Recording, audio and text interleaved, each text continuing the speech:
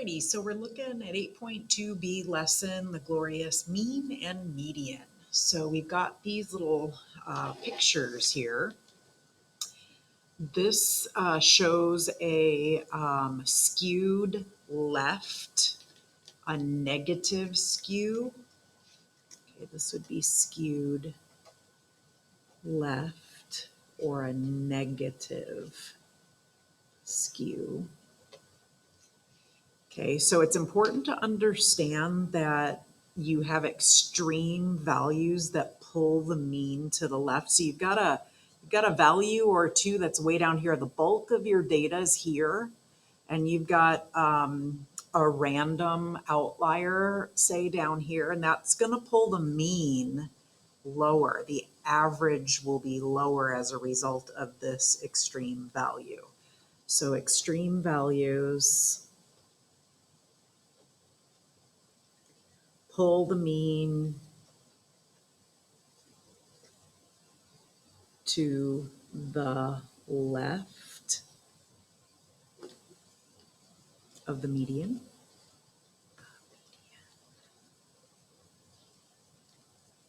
The median is a better measure. Okay, the median is a better measure when you have an extreme value, an outlier. Okay, this guy right here, this is called a normal distribution. This is a normal distribution. Mean, median, and mode are all pretty much the same right in the center. The bulk of your data is here. And this is where all three, they're called measures of central tendency, mean, median, and mode. All of them line up right in the center here. So the data is symmetrical.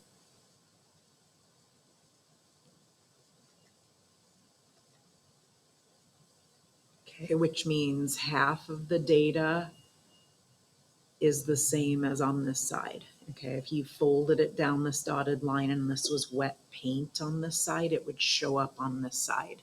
Okay, so they're pretty much the same on half as the other half.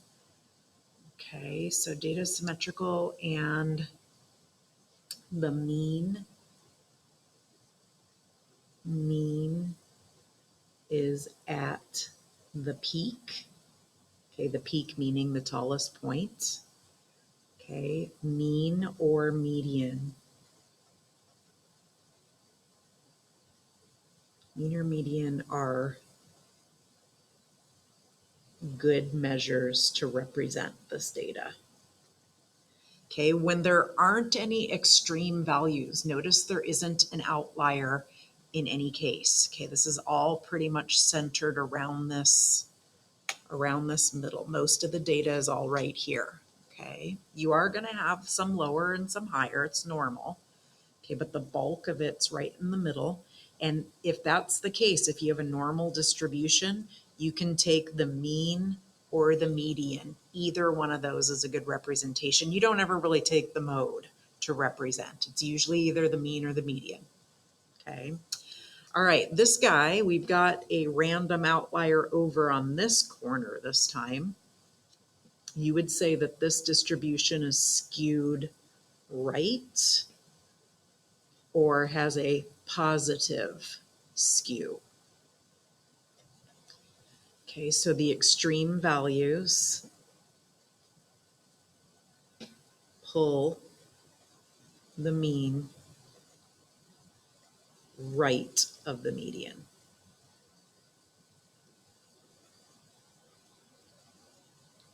And again, the median is the better measure of this data. Okay, so in a nutshell, if you have an outlier here or here, the median is the better representation. Notice the median is in the middle of these three things. Okay, the mean is getting pulled away because that outlier down here is pulling it that way. Same with over here. you've got a random one or two things down on this edge over here, it's going to be pulling the mean to the left of this median. Okay. All right, let's fill in the blank on a couple of these. So it says how to know what the best measure of central tendency is. So please remember that central tendency is mean, median, mode. Okay, it says from the graphs above, if there is a normal distribution, the mean, median, and mode are all at the center of the data.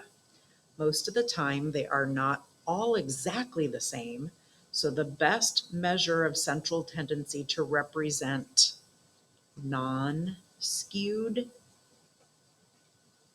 data is the mean. Okay, taking an average, remember mean's an average. Okay, taking an average of the data is a great measurement when you have a normal distribution. Okay, this would be non-skewed. There is no outlier or outliers. From the graphs above, if there is a skewed distribution, so we're talking either this guy or this guy, the mean, median, and mode are all different. The best measure of central tendency to represent skewed data is the median. So again, we talked about how this is skewed data. The median is in the center, and it's the best representation of all the data. Same with this guy. The median is the best representation when you have skewed data. There are instances where the mode is a more appropriate measure of central tendency and would be explored in a course on statistics. Okay, it's all, for us, it's all about the mean or the median as far as what is the better representation of the data. All right. Michael Jordan was a professional basketball player in the NBA for 15 years. He is frequently mentioned as the greatest basketball player of all time. He played for the Chicago Bulls for most of his basketball career. He retired from the NBA in 2003. The 1997-98 season is one of the years that the Chicago Bulls won the NBA championship. Below is a list of points scored by the Chicago Bulls players from the team members who played over 40 games in the season. Okay, so here are a list of players. It's important to know how many there are. And then this is how many points they scored. Okay, notice the ginormous spread, the ginormous range. We've got Michael Jordan here, so many more points than everybody else, especially Bill Wennington. Okay, over here, Toronto Raptors basketball team came in last in their division in that same season. Below is a list of points scored by team members. So again, it's important to know how many team members there are. Now we've got Kevin Willis, who has 1,305 points, all the way down to John Thomas, who scored 151 points. A huge spread again, but not as large as this one. Okay, that's just what I'm observing, just looking at the data. All right, number one, compare the data in the tables without doing any calculations, only using estimates. What interesting features do you see within each data set and between the two data sets? Okay, so things that I noticed. Michael Jordan, top scorer. The Raptors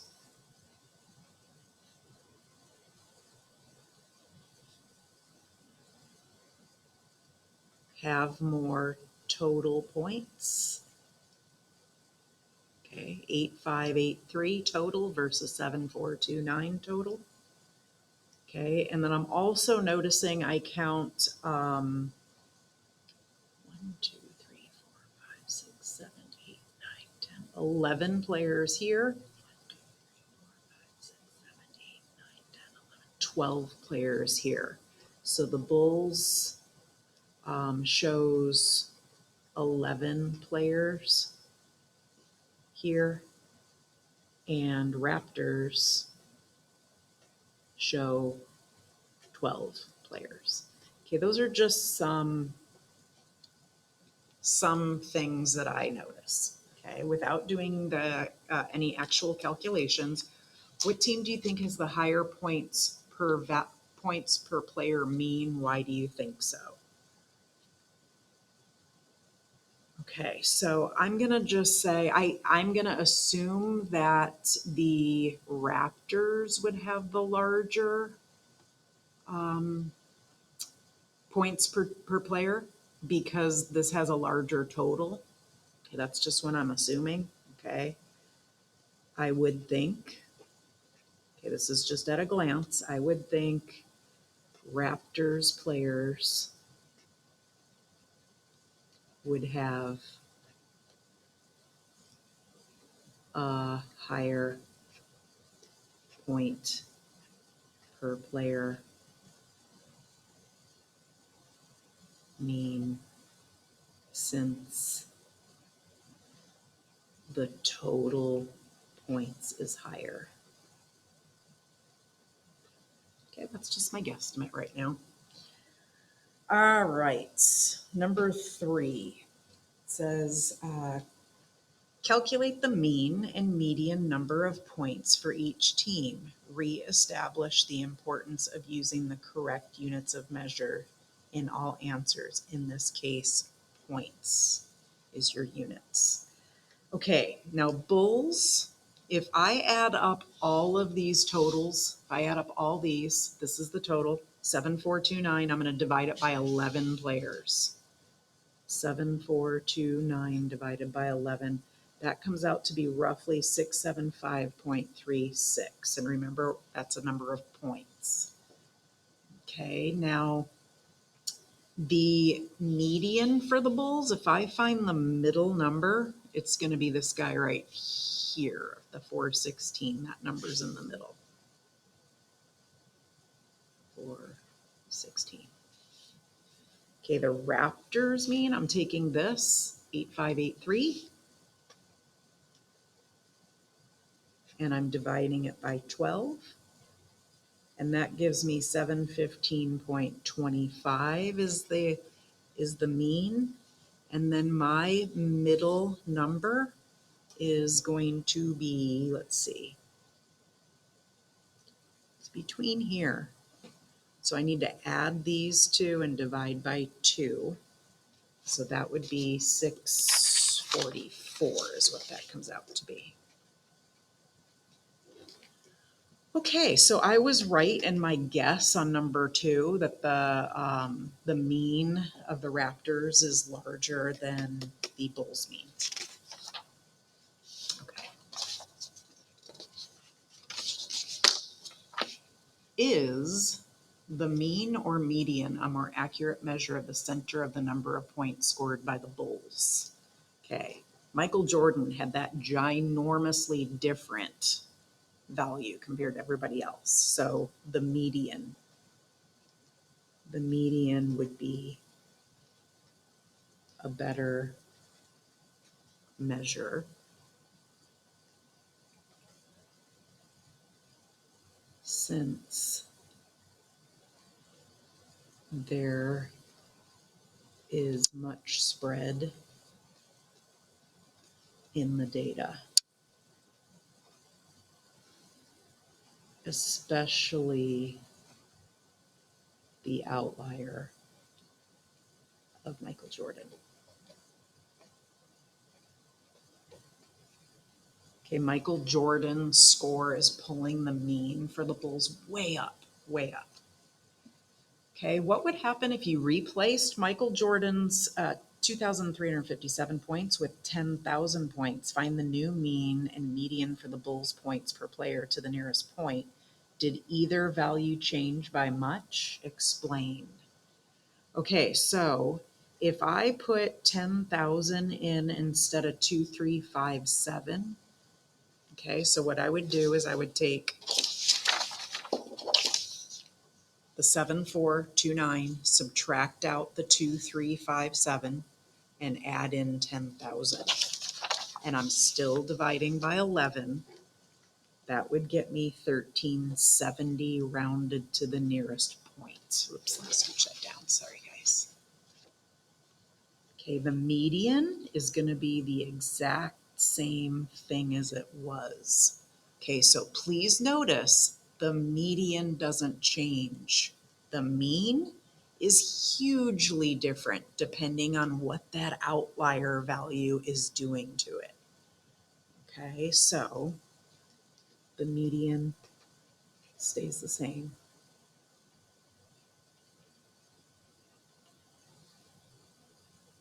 But the mean nearly doubled.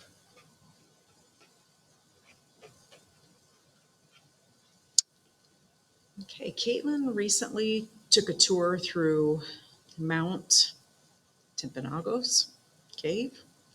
Don't know if I'm saying that right. The cave is at an elevation of 6,730 feet, and the temperature inside the cave stays a steady 45 degrees Fahrenheit throughout the entire year.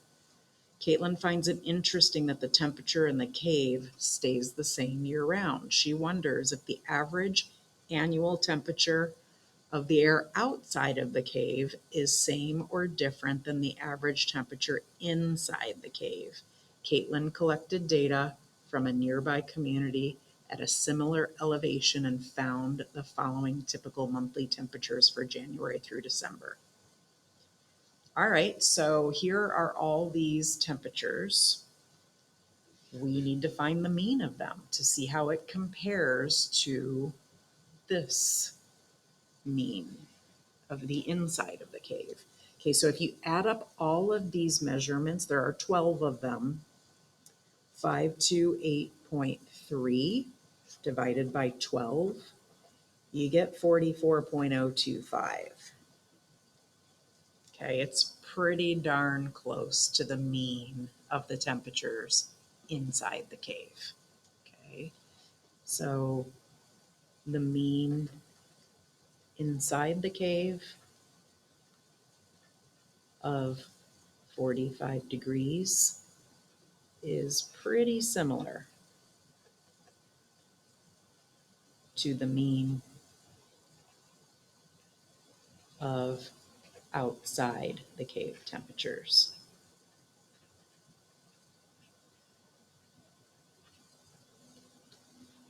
Something along those lines. All right, the next page. It's a big old chart here.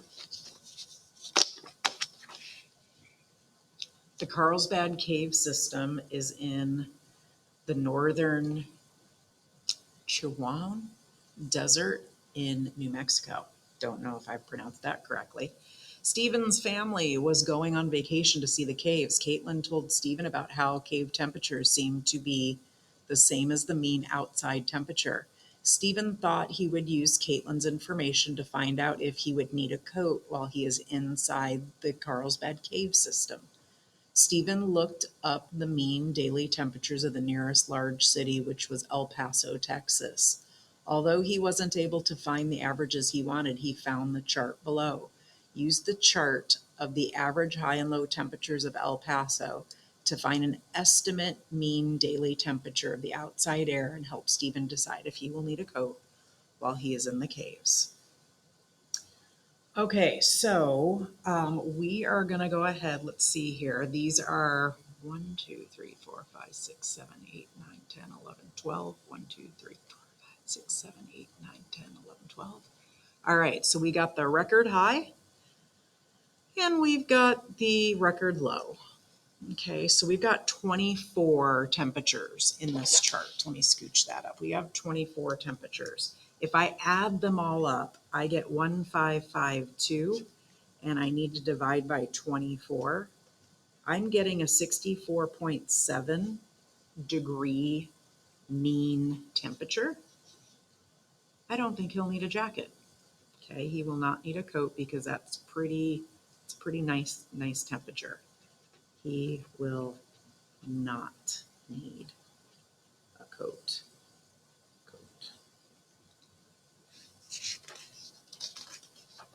All right, let's get into some definitions on the next page. box and whisker plots. Okay, most of you should have had this before with your elementary school. So hopefully this is just a refresher. Okay, a box and whisker plot is a graphical method of displaying data.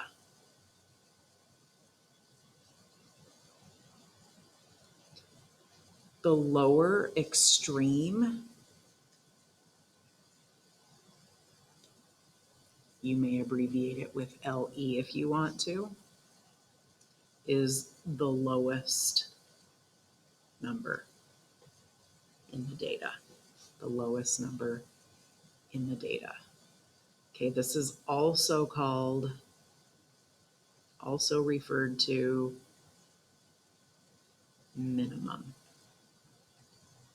the minimum value. Okay, the lower quartile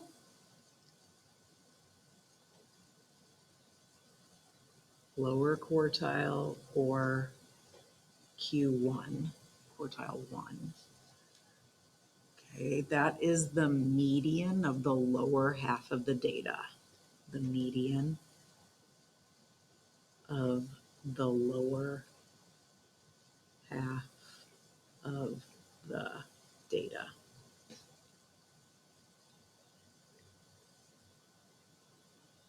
Okay, upper quartile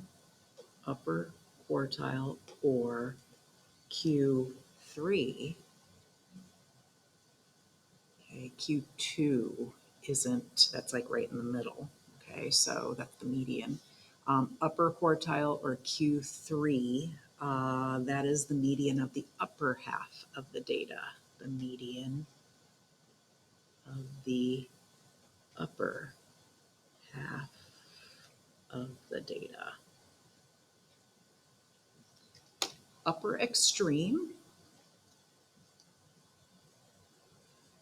Upper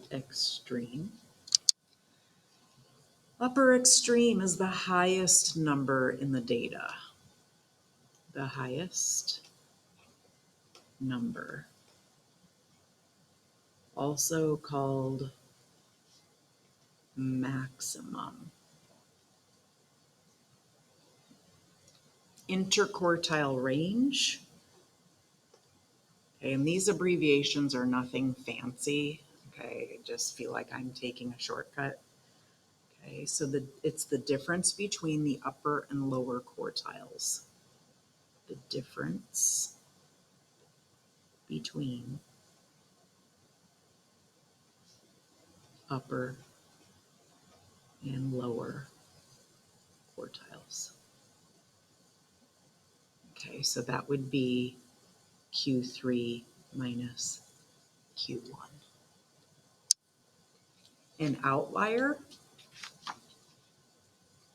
Okay, we're not going to do anything official with outliers, but we'll be able to see, like Michael Jordan, he was an outlier in that prior example.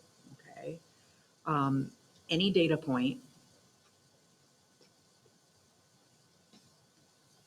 that lies outside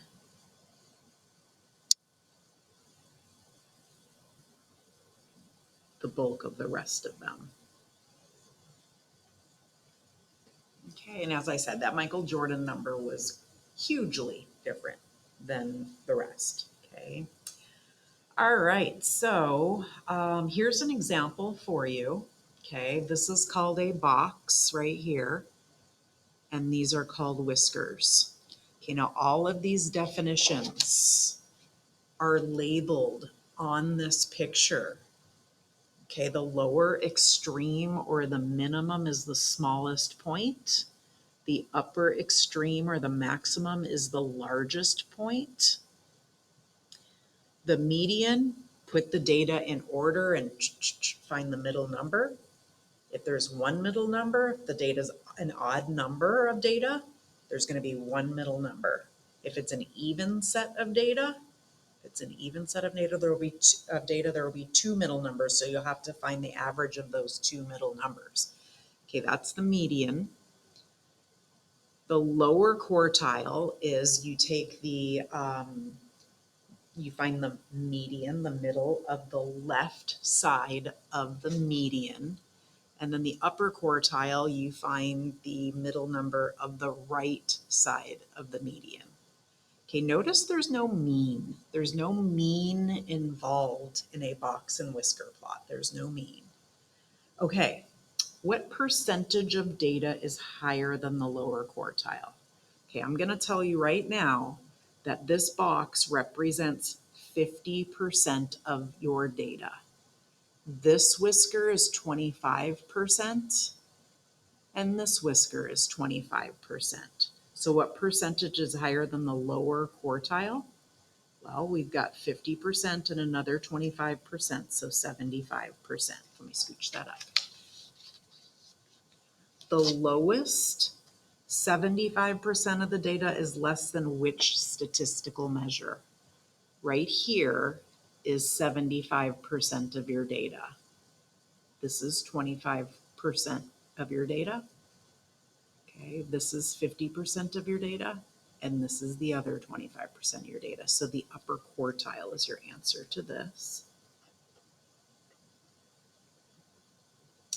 What percent of the data is represented in the entire box? So in the box, the amount of data that's represented in there is 50% of the data.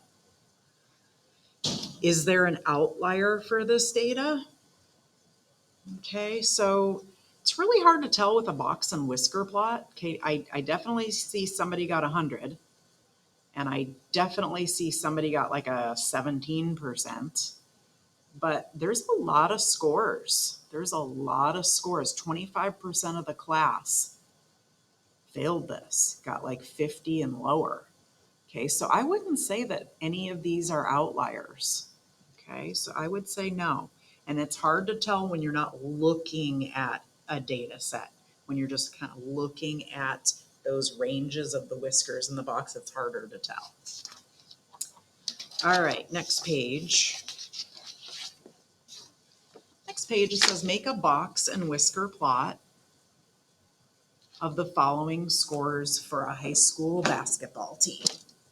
All right, so the nice thing about this data set is it's in order for you. 60 all the way up to 90, and it's in order. It's kind of a pain to put stuff in order. Okay, so we're gonna find the median. So we're gonna find the median. So 1, 2, 3, 4, 5, 1, 2, 3, 4, 5, 6, 7, 6, 7. That is in the middle, 80. The median is 80 points. Okay, now the lower quartile is we find the median to the left of 80. We find the median to the left of 80. So 1, 2, 1, 2. I'm getting 70. 70 is my lower quartile. My upper quartile, we're going to do the same thing, but on this side of the 80.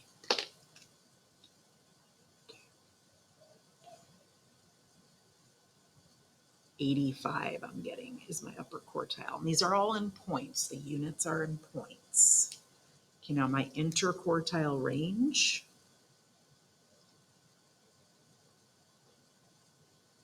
$85 minus 70 is 15 points. Okay, so let's go ahead and draw a sketch. All right, I'm going to start at 55, and I'm going to count by fives. 55, 60, 65, 70, 75, 80, 85, 90, 95, 100. All right, so let's get our box in here. 70 to 85 is our box. The way that you show that is that to that, and you make a box. Okay, the median is in the middle of this box someplace. It does not have to be in the middle of this box. It's somewhere in this box. 80 is where our median is. And then our whiskers go out to 60. Let me put that here. Lower extreme is 60 and upper extreme is 90. So I've got whiskers that come out to 60 and 90. Okay, so 50% of my data is in this box. I've got 25% of my data that's 60 to 70 points. And then I've got 25% of my data that's 85 to 90 points. Okay, it says, what are 2 basketball scores not in this list that would be considered outliers of this data? Okay, some examples could be, 150, something way up there. And then something way down here like 30. This varies. Okay, I'm gonna say 30 points, or let me give something on this side over here, 150 points. Okay, those would be like way out, obviously way out, okay? All right, use the box and whisker plot below to identify the following pieces of data. Okay, so we were given data, we built one. Now we're given the picture and we have to pull off the information. Okay, I have no idea what this stands for. I don't know if it's scores. I don't know if it's percent. I don't know if it's the number of apples you ate this month. Who knows? Okay, there's no units here. All right, the median is the line in the box, and that's at 49. The third quartile is this guy right here. Okay, remember this is the first quartile, which means 25%. This is the second quartile, the median, and this is the third quartile. Okay, so the third quartile is 54. The upper extreme is this dot right here at 57. The first quartile is right here at 42. The lower extreme, that looks to be at 35. The range is the upper extreme minus the lower extreme.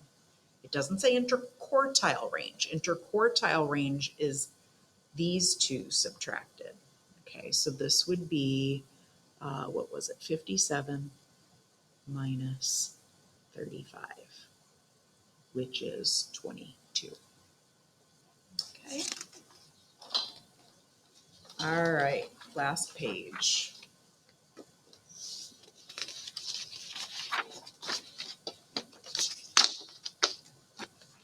All right, use the following data. Unfortunately, it's not in order, so I have to take a moment and rewrite all of this data in order.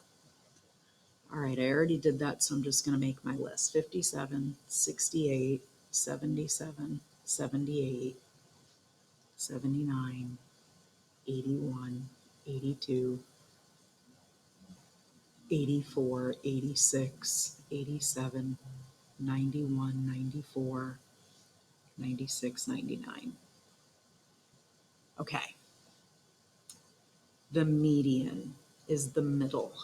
So let's see. Do this. 1, 2, 3,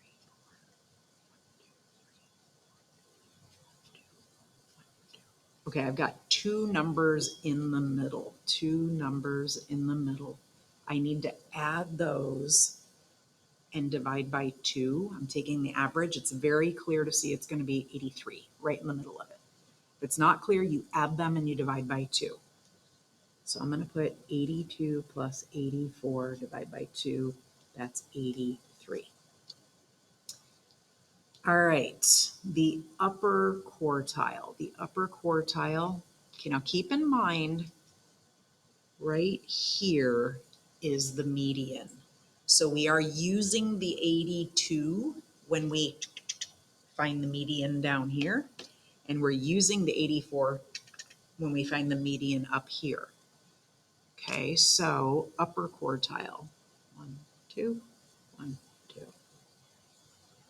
91. 91 is the upper quartile. The upper extreme is 99. The lower quartile,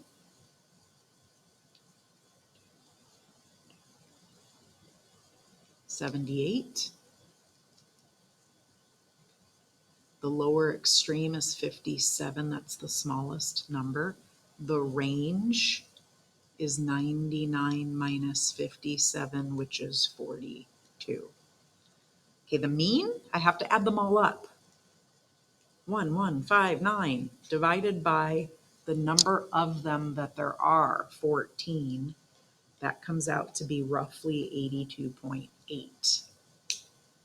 Okay, do I think that there are any outliers?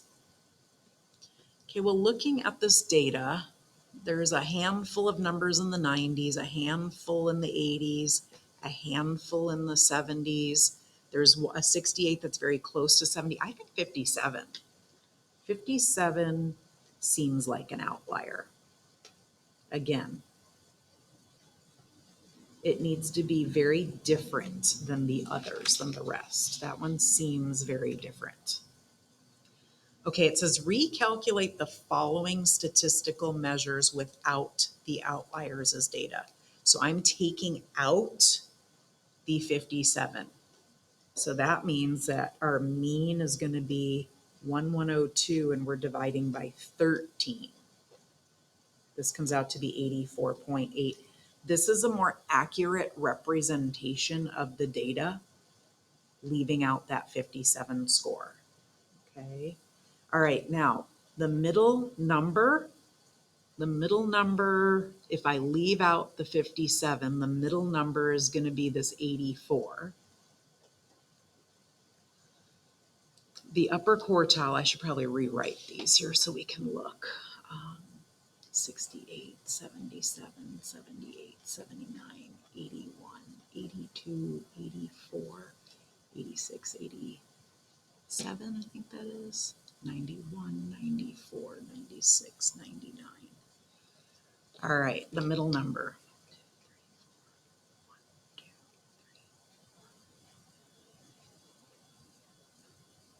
This is the middle number, 84. That's the median. Upper quartile. Upper quartile is going to be the average of that, 91 plus 94 divided by 2. That comes out to be 92.5. The upper extreme is 99. Lower quartile is right between 78 and 79, which is 78.5. If you're unclear about that, you would do 78 plus 79 divided by 2, which is 78.5. The lower extreme is 68 because we took out that 57. And then the range, 99 minus 68, is 31. Okay, so this data is a more accurate representation of all of the data set. Okay, it says describe how these measures would change with the outlier mentioned above. Okay, the outlier skews the data, pulling measures further left. Okay, if you leave that 57 in there, particularly the mean gets scooched down. I'm going to put particularly the mean.